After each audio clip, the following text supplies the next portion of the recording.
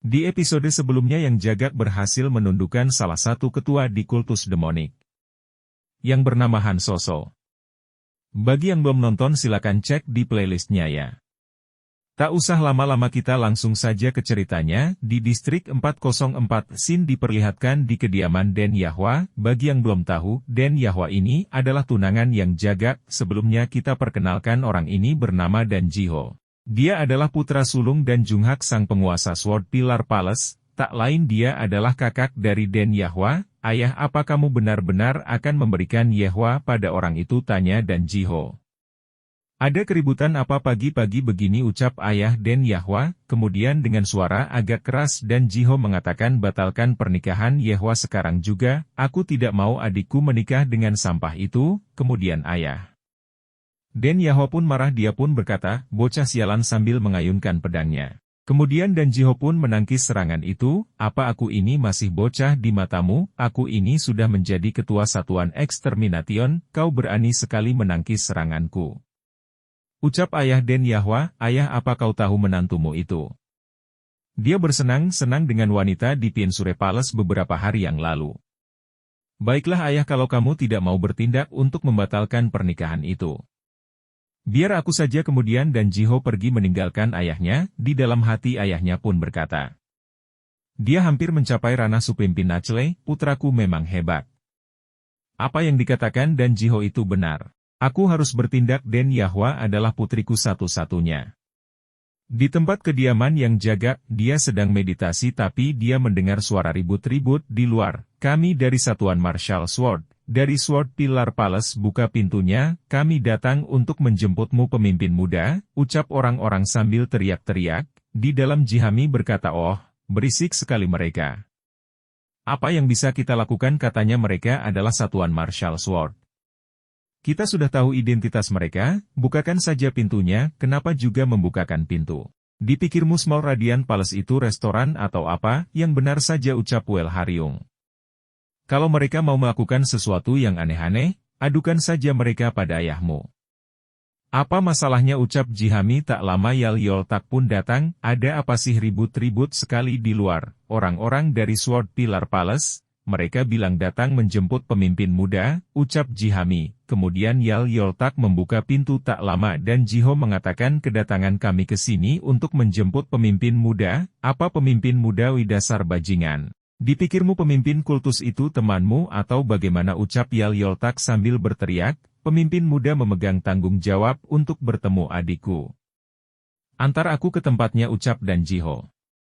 Adikmu jangan bilang kau ini adalah pewaris Sword Pillar Palace yang tidak punya bakat itu, ucap Yal Yoltak. Ku dengar orang Sinting bernama Yayo Oltak menjadi penjaga gerbang Small Radiant Palace. Tapi kurasa kau takkan panjang umur karena mulutmu itu, ucap Dan Jiho. Tampaknya kau datang demi si kembang es, jangan bertingkah mencampuri kehidupan cinta orang lain. Kenapa kau mau membawa pemimpin muda, tanya Yal Yoltak. Akan kutanyakan padamu, apa benar pemimpin muda bersenang-senang di Pleasure Palace, ucap Dan Jiho. Jihami kemudian yang menjawab pertanyaan itu. Dia memang ke Pleasure Palace, tapi kenapa kamu menanyakan itu? Kamu juga mau ke sana? Aku bisa menjamumu di sana, soalnya kamu adalah pewaris Sword Pillar Palace. Mendengar perkataan itu Dan Jiho pun marah hendak mencabut pedangnya. Yal Yoltak pun berkata, bukan seperti kelihatannya, ini kesalahpahaman, ini bukan seperti yang kau pikirkan. Kemudian Dan Jiho tidak peduli penjelasan Yal Yoltak, dia pun menebas pintu gerbang di Small Radiant Palace. Seketika pintu itu pun hancur. Pemimpin muda, keluar kau sekarang juga. Tak lama yang Jagak bersama pengawalnya Wel Taisik pun keluar. Di dalam hati yang Jagak, apa kali ini Sword Pillar Palace mengirim pembunuh lagi? Beraninya kau melakukan itu pada adikku. Kau pikir akan selamat setelah bertindak seperti itu, ucap Dan Jiho. Di dalam hati yang Jagak pun berpikir, apa adiknya? Jangan bilang si bajingan Macunso ini melakukan sesuatu pada adiknya, kau ini tidak usah berpura-pura tidak tahu. Tindakanmu itu tidak berbeda dari mengatakan perang kepada Sword Pillar Palace sebagai musuhmu, ucap Dan Jiho. Yal Yoltak pun menimpali perkataan itu. Oi, mungkin adikmu memang tunangan. Pemimpin muda, tapi kau tidak berhak berkata keras kepada wakil pemimpin, apa aku punya tunangan, ucap Yang Jagak baru tahu kalau dia punya tunangan, orang gila mana yang memberikan putrinya pada bajingan mesum seperti ini, bisa-bisanya kau melakukan ini pada adikku, kau ini memang pemimpin muda tapi kau tidak bisa bertindak seperti itu, bisa-bisanya kau melupakan adikku yang menjadi tunanganmu, dan dirimu malah berkunjung ke Piaswara Palace, tidakkah menurutmu ini tidak keterlaluan, ucap Dan Jiho, pemimpin muda kita tidak perlu mempedulikannya. Kau tidak harus mendengarkan kata-kata orang yang kasar sepertinya, Dan Jiho kau pikir pemimpin muda itu idiot, tunggu saja kau pemimpin muda panggil kakek Blood Asura kemari, tunjukkan pada idiot ini kehebatanmu. Ucap Yaloltak, tak lama Yang Jagak bertanya pada Dan Jiho. Siapa nama adikmu, apa kau bahkan melupakan nama adikku bagaimana ini mungkin? Den Yahwa apa kau lupa nama itu, ucap Dan Jiho sambil kesalnya, oh Den Yahwa ya. Baiklah kalau begitu, aku akan ke Sword Pillar Palace. Di kediaman Nona Den Yahwa tak lain adalah tunangan Yang Jagak.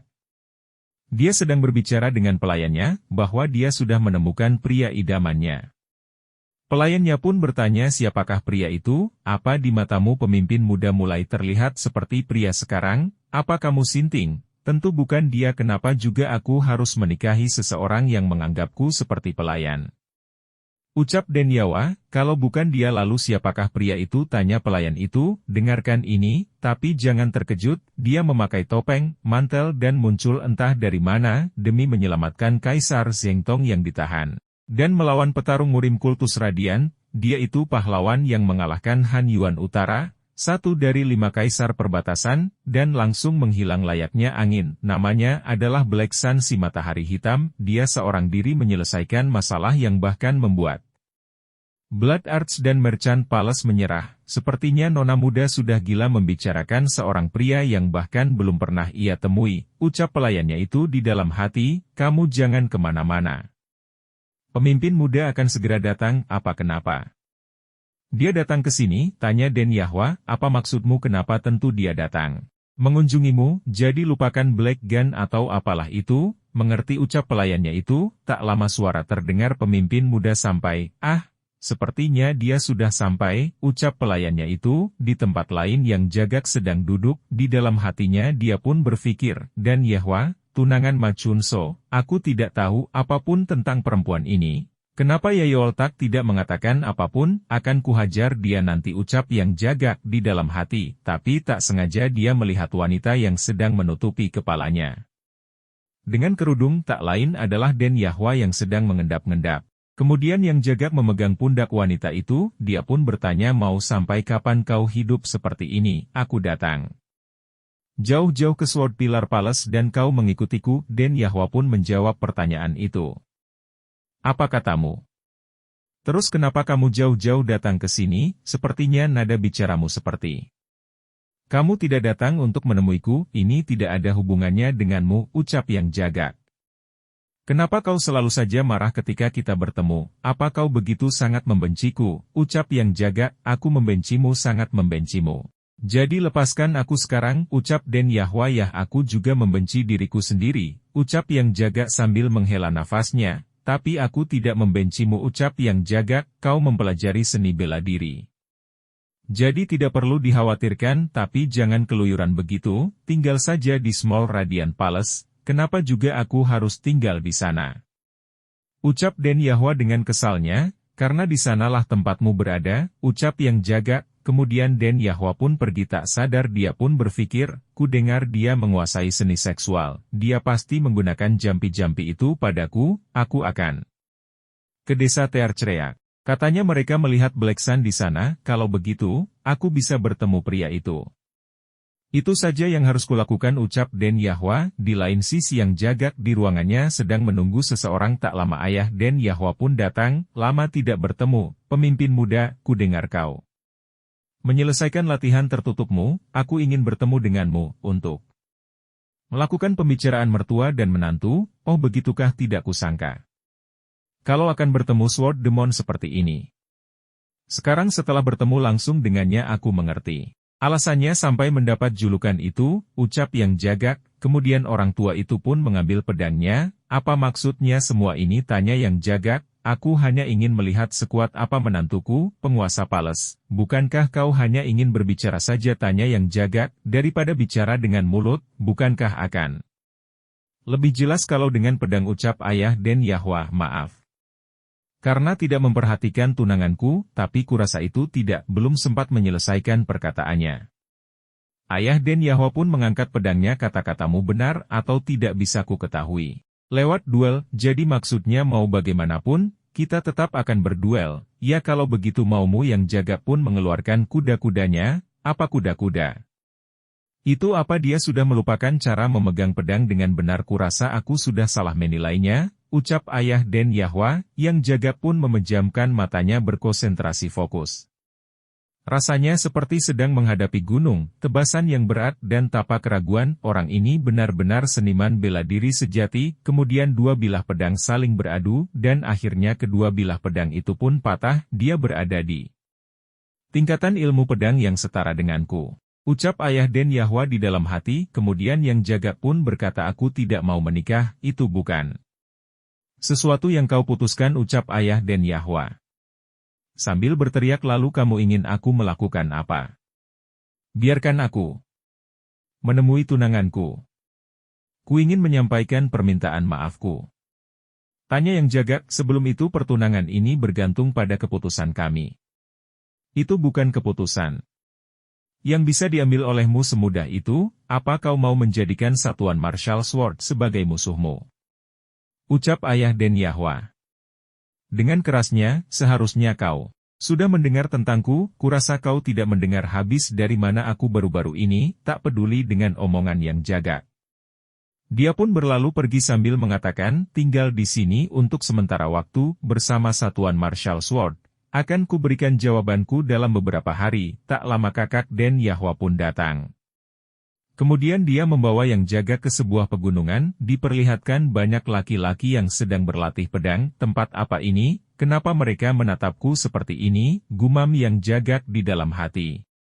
Mereka semua pun bingung, kenapa pemimpin muda ada di sini. Salah satu bawahannya pun bertanya, ketua satuan, kenapa dia ada di sini? Mulai sekarang pemimpin muda akan ikut latihan bersama kita, ucap Dan Jiho. Apa ini tidak masuk akal, ucap salah satu bawahannya. Diam kau, ini perintah ayah, jadi kita ikutin saja untuk sementara waktu. Dia akan tinggal bersama kita, ucap Dan Jiho. Mulai sekarang kau akan berlatih bersama kami.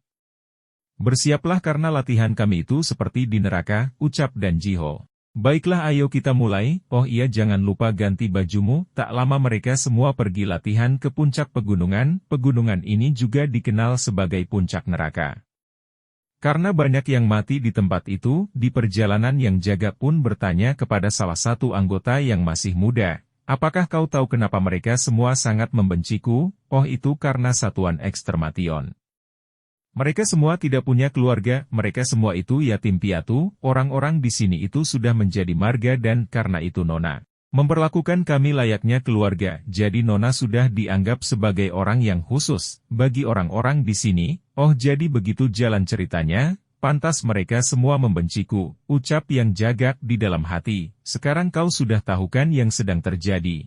Jadi berhenti bicara denganku, ucap anak itu. Sepertinya kalian berdua punya kesamaan yang sama-sama sampah dan kau Yarang. Mulai sekarang tugasmu ngurusin pemimpin muda, ucap orang berbadan besar dengan nada meremehkan. Siap senior, ucap Yarang dengan kerasnya. Berlalunya waktu malam pun tiba, mereka semua beristirahat di dalam goa. Kita akan berkemah di sini untuk malam ini, ucap Dan Jiho. Sial, ketua satuan, sepertinya semua luak di sini sudah dibunuh. Apa mungkin kita akan kelaparan selama 2 hari di sini, ucap salah satu anggota tim. Apa latihan ini bertujuan untuk mengajarkan orang-orang jadi mandiri tentang makanan dan minuman? Sepertinya luak menjadi sumber makanan utama di sini, gumam Yang Jagak di dalam hati. Apa yang harus kita lakukan, ketua satuan? Tanya mereka, dan Jiho pun menjawab, tidak ada pilihan lain. Kalian semua harus tidur untuk menahan rasa lapar, sebisa mungkin. Cuman begitu saja, bukankah katamu ini latihan yang berbahaya? Apa kalian akan berlatih ketika kelaparan dan kedinginan? Ucap Yang Jaga, kami bisa mengandalkan semangat dan mengandalkan tenaga dalam untuk bertahan hidup, ucap Dan Jiho. Sedang apa kau bergerak, tidakkah kau mendengar ketua? Satuan menyuruh kita untuk tidur, menarik, biarkan saja dia pergi. Sepertinya dia tidak biasa kelaparan, sampai tidak boleh membiarkan perutnya kosong. Ucap anggota tim yang lain, tak lama Yang Jaga pun langsung melompat ke dasar lubang itu, aku menemukannya, teriak Yang Jaga, apa senior itu tidak mungkin. Bagaimana orang ini menemukannya? Tak lama Yang Jaga pun keluar dengan membawa ular viper. Apa kau sudah gila, itu beracun, tidak bisa dimakan, jauhkan itu cepat, sekarang juga, bicaranya nanti saja. Sekarang jauhkan dulu itu. Tunggu, bunuh saja ular itu, ucap semua pada ketakutan, pemimpin muda, organ dalammu akan langsung meleleh dalam 7 menit ketika terkena gigitannya. Kemudian seluruh tubuhmu akan terisi energi racun yang akan membunuhmu, ucap Dan Jiho. Ya masa bodoh, beri aku tali, ucap Yang Jaga. Viper itu mengeluarkan bisa dari kelenjar khususnya, dan mengalirkannya lewat taringnya, di antara semua jenis viper. Ular berbisa berwajah manusia ini akan kehilangan semua bisanya, kalau kau mengikat kepalanya sebentar saja. Kemudian ular beludak. Ini akan menjadi makanan yang bernutrisi, bahkan kau bisa memakan tanpa kau masak, ucap Yang Jaga. Apa kau menyuruh kami memakan itu? Ucap lelaki berbadan besar itu. Yang Jaga pun tidak peduli dengan omongan orang itu, dia pun mengunyah ular itu dengan lahapnya. Ini disebut pertahanan pasukan khusus untuk bertahan hidup. Ucap Yang Jaga sambil mengunyah ular itu, kemudian pria berbadan besar itu menyuruh salah satu timnya, kau masuk ke dalam dan tangkap ular-ular itu. Tapi aku tidak lapar, aku bisa menahan rasa lapar, ucap temannya, diam, tangkap semuanya, ular-ular itu makanan spesial, apa kau tahu, ucap pria berbadan besar dengan nada keras, baiklah ayo kita tangkap mereka semua. Mereka semua pun terjun ke dasar lubang untuk menangkap ular-ular itu, dan keesokan harinya latihan neraka pun dimulai. Kita akan manjat dinding batu sekarang, pemimpin muda, kalau rintangan ini terlalu berat untukmu, lepaskan saja peganganmu, ucap Dan Jiho. Baiklah kalau itu maumu. Yang Jaga pun melepaskan tangannya. Aku tidak tahu kalau kau ini orang yang begitu patuh. Kalau tahu begini aku tak akan mengajakmu ke sini, ucap Dan Jiho sambil menahan berat. Kan aku sudah bilang kepada ayahmu aku ingin membatalkan pertunangan, ucap Yang Jaga. Apa alasanmu untuk membatalkan pertunangan? Tanya Dan Jiho. Dia itu tidak cocok untukku, ucap Yang Jaga. Apa kamu bercanda? Kau bukan siapa-siapa kalau bukan karena posisimu sebagai pemimpin muda, beraninya kau menghina adikku, ucap Dan Jiho. Aku tahu.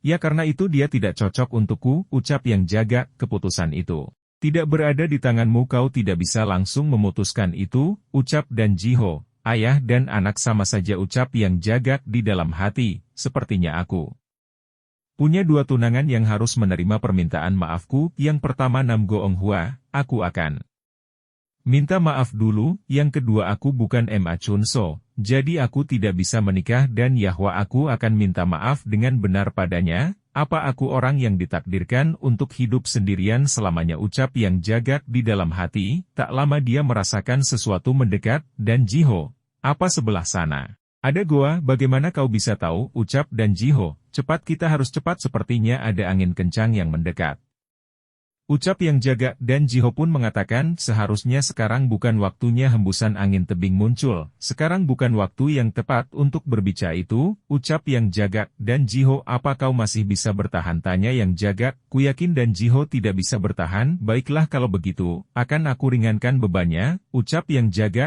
Kemudian Yang Jaga pun memotong talinya. Pemimpin muda, apa yang kamu lakukan? Apa kau berniat membuang kami semua? Tanya Yarang. Pemimpin muda, dasar bajingan, mereka semua pun terjatuh. Di saat mereka semua terjatuh, mereka semua pun pingsan. Namun berbeda dengan Yarang, dia tidak pingsan tapi tiba-tiba Yang Jaga datang menangkap tali itu, dia pun terkejut, talinya terangkat, dia melihat Yang Jaga terbang menangkap tali itu, di puncak tengah tebing. Tim yang lain pun mendengar teriakan itu. Kenapa kau membeku diam? Emang ada apa? Tanya pria itu. Apa kau tidak mendengar ada teriakan dari bawah? Sepertinya dari kelompok ketua satuan. Aku harus menolong mereka. Apa kamu sudah gila? Kabutnya sangat tebal, baiklah kalau kau tidak mau turun biar timku saja sendiri yang akan turun. Dia pun memotong tali itu, akhirnya mereka semua pun turun memasuki kabut itu. Di tempat yang Jagat Yarang pun bertanya pemimpin muda, kalau kamu menunjukkan kemampuanmu, tidak mungkin ada orang yang berani merendahkanmu.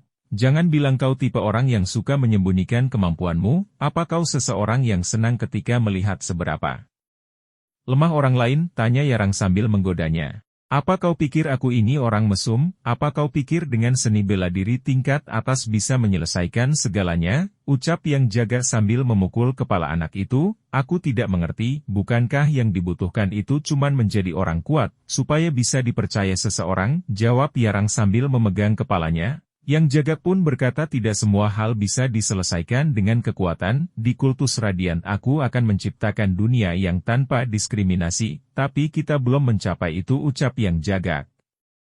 Kemudian yang Jagat mengeluarkan aura dari tangannya, seketika kabutnya pun menghilang. Mereka semua pun kaget apa yang sebenarnya terjadi, kenapa kabutnya tiba-tiba menghilang. Setelah kabutnya menghilang, yang Jagat pun bingung dan dia pun sampai di tempat misterius. Kenapa bisa ada rumah di tengah-tengah tebing, ucap yang Jagat.